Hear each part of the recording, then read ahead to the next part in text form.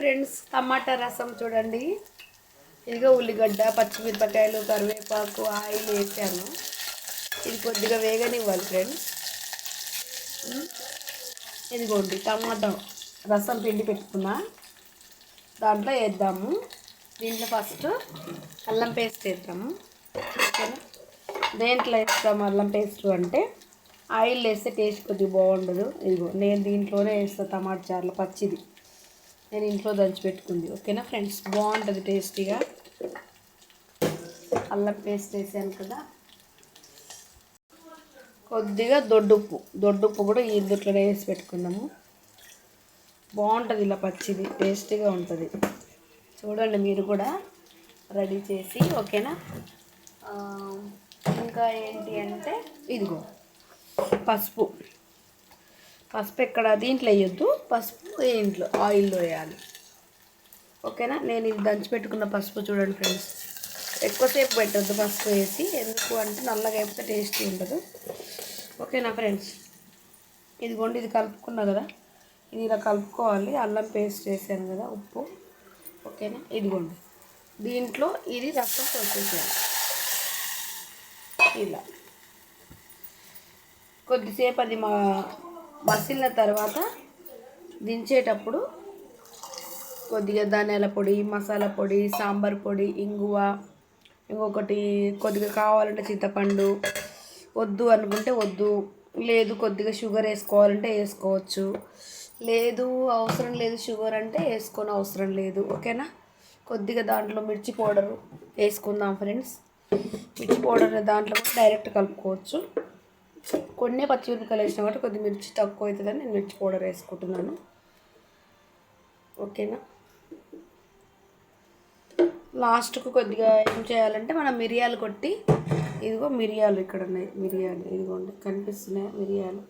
ఈ మిరియాలు దంచి సాంబార్లో వేయాలి.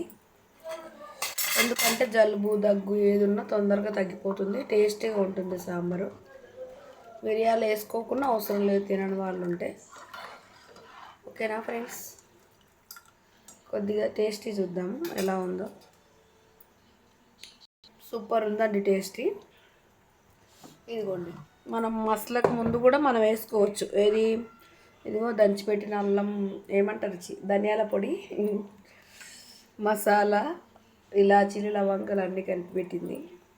ఇంకొకటి ఏంటి అంటే సాంబార్ పొడి.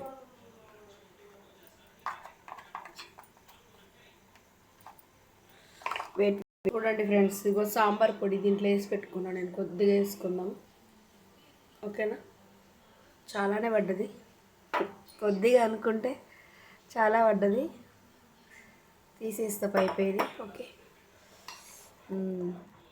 ఇది మసలనిద్దాం ఫ్రెండ్స్. మనకు చిక్కగా కావాలనుకుంటే వాటర్ తక్కువ వేసుకోవాలి. మనకు కొద్దిగా వాటర్ కావాలి అనుకుంటే కొద్దిగా వాటర్ ఎక్కువ వేసుకోవాలి. చాలు ఇంతవరకు ఒకే టైం కదా, కొద్దిగా వాటర్ వేసుకుంటాను. ఓకే, చూద్దాం మసిలిన తర్వాత ఫ్రెండ్స్.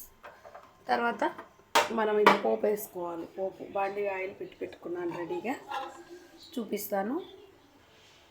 చూడండి ఫ్రెండ్స్, మసులుతుంది టమాటా చారు అంటారు, టమాటా రసం అంటారు. ఇదిగో మిరియాలు నేను దంచి పెట్టుకున్న, మెత్తగా దీనితో దంచి వేసుకున్నా.